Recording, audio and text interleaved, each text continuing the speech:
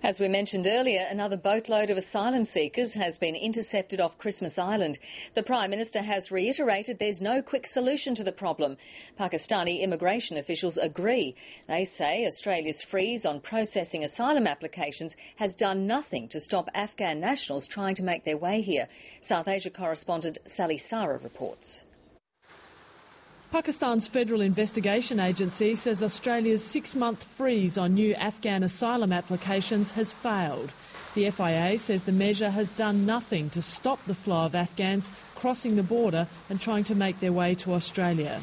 It has hardly any impact, because the living conditions in Christmas Island are much better than the living conditions in Afghanistan or in Quetta. The Federal Investigation Agency says the only way to stop people smugglers is to allow Pakistani investigators to interrogate asylum seekers on Christmas Island. It will be better if we can be involved in this interrogation process.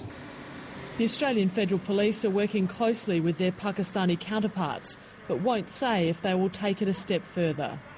As far as access to people on Christmas Island, they're things that really need to be considered in the fullness of the investigation. I wouldn't like to comment on that. There's been no decision made on that from our perspective. More than 83,000 Afghans have returned to their homeland from Pakistan so far this year.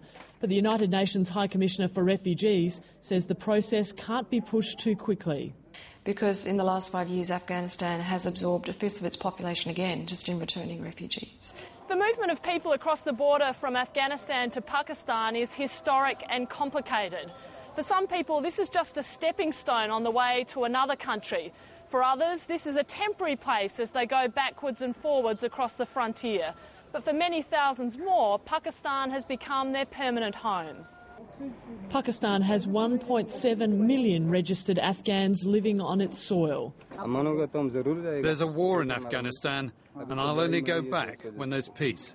Some Afghans are unsure whether to return home or risk everything and try to travel to Australia. Sally Sara, ABC News.